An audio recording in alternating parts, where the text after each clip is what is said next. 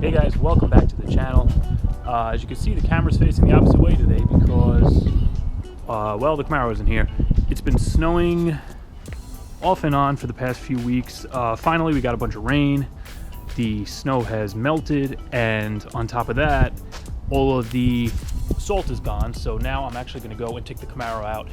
This is going to be probably part 2 of the boosting the Camaro series. So right now I'm going to go pick the car up. It's been like a month and a half since I started. Hopefully the battery isn't dead. I have a jumper just in case, but I'm going to go grab it and show you the parts that came in. So let's go.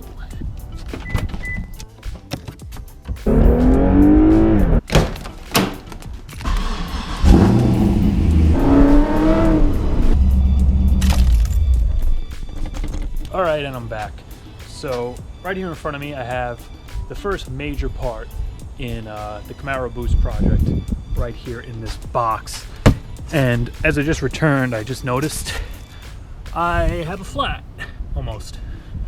So yeah, that kind of sucks. Let me show you what I picked up here.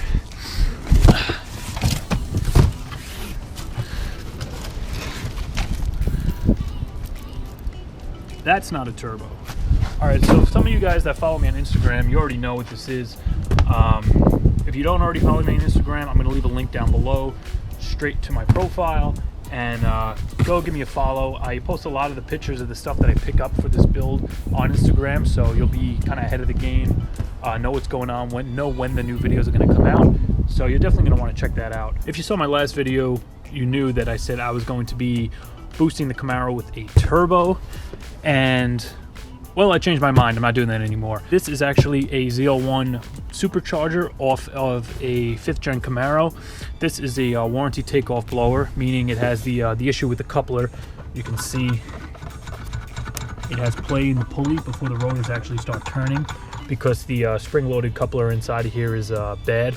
So I actually went ahead and I ordered the solid isolator coupler, and I'm gonna change that out. I got some new oil. I'm gonna change the oil. So the next video that comes out is probably gonna be of me showing how to replace that. Also went ahead, I ordered a 2.4-inch pulley. A lot of guys do the 255. I wanted to go a little bit smaller, try to crank as much boost out of this thing as I can, just because I do have the 5.3. And like I said in my first boost video where I was doing the turbo, I wanted to get more power out of it. Being it's only a 5.3 and not like an LSA that's a 6.2, it's not going to make as much power as if it was an LSA or an LS3 or even a 6-liter. So any little thing I could do to get a few more horses out of this car, I'm going to do. But like I said, I'm not really planning on keeping the 5.3 too long. I'm going to run it as long as it's running, and probably put some heads on in the future, get as much power out of it as I can. But I really do want to go to a 6.0 or maybe even an LS3 later on. But the reasoning now for me changing my mind and turning away from the turbo, it's quite a few things. But mainly after I posted the first video, I went and I started looking for parts and looking at turbos and deciding exactly how I was going to do this, and how long it was going to take me. And I got to thinking about the whole reason I put this car together. And like I said before, I didn't build this car for drag. I built this car because I really want to start autocrossing with it. I still have yet to be have gone to an autocross event yet ever with this car. I'm hoping I'm going to be able to do it this year coming up. And with autocross, I figured a turbo isn't going to be the best power adder for something low speed like autocross. I mean, granted, the way the car is now, I mean, it's got to be putting out around somewhere between 425 to 450 at the crank now, which is way more than enough for an autocross car. But I did want to boost this car from the get-go, and I figured with the ZL1 blower, the power is going to be a lot more controllable. It's not going to really, you know, you don't have to worry about building up the boost and then just getting hit with the power all at once. It's kind of always going to be there with the blower, and I feel I'll be able to control it a little more. And not only that, as far as installation, this is going to be a lot easier. I still got to change the accessories and all that. I'll be able to keep the AC. I don't have to you know, go about welding any piping or anything, and I don't really mind that too much because I have the welder.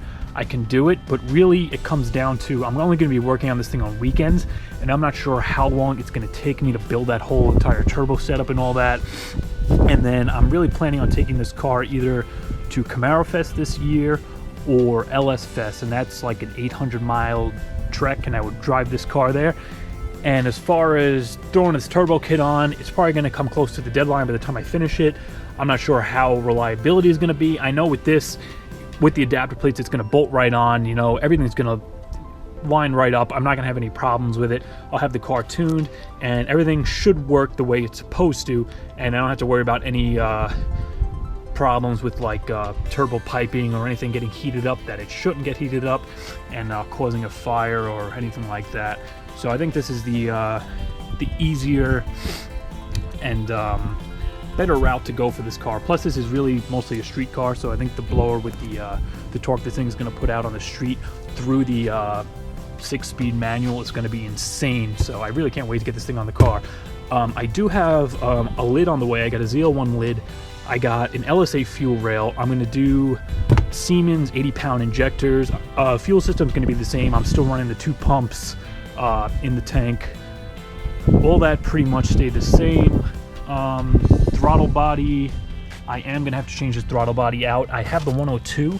It will bolt up to this, but I'm pretty sure it's too big where I would have to get a ported snout in order to actually use the 102 throttle body. So I'm probably just going to end up selling the one I have and picking up like a 92 millimeter, or if I could find like a cable driven LS3 throttle body, I know that'll bolt on no problem.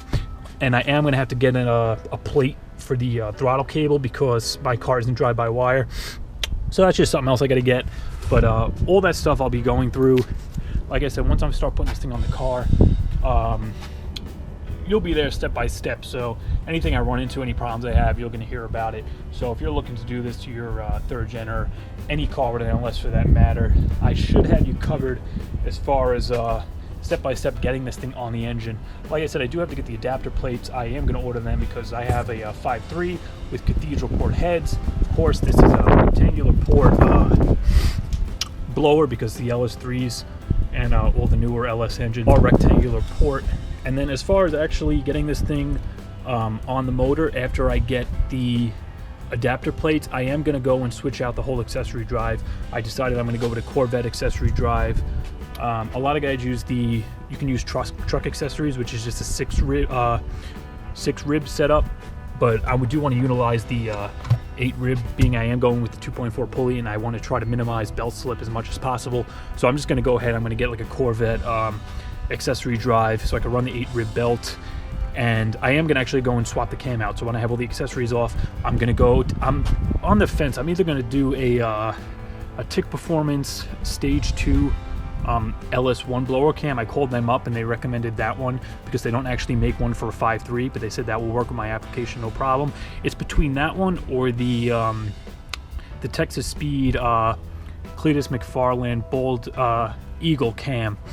That's the other one I'm looking at. They don't list specs on that cam, so I'm not sure which one is actually going to make a little more power. So I'm kind of back and forth between those two. I still have yet to decide, but I got some time before that happens.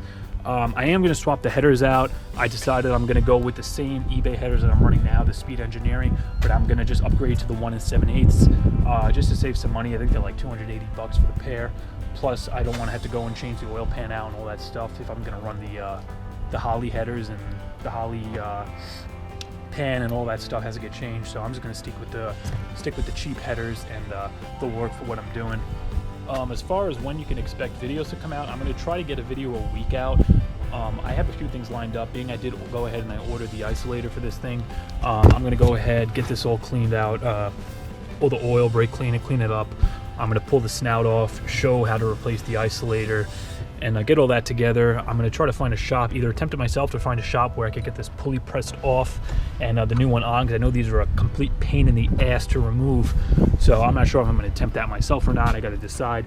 But next video for sure is going to be the isolator replacement and changing the oil in this thing. Those parts are on the way, so you could probably expect that video hopefully next week. Next weekend, or maybe the middle of the week, depending when it comes in and if I have a chance to pull this thing apart and get it installed. After that, really, it's going to depend on the weather, because once that's finished, I'm really just going to be working on the car itself. Most likely, the thing after that is going to be the headers. I'm going to go ahead and put the 1 7/8 headers on, and then once that's complete, I'm going to go ahead and do the fuel system.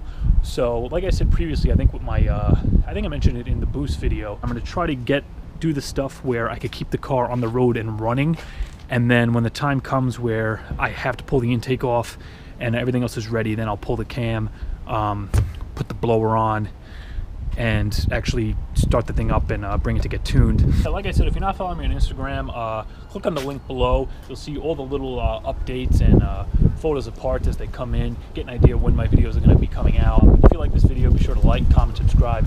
I'll see you next time.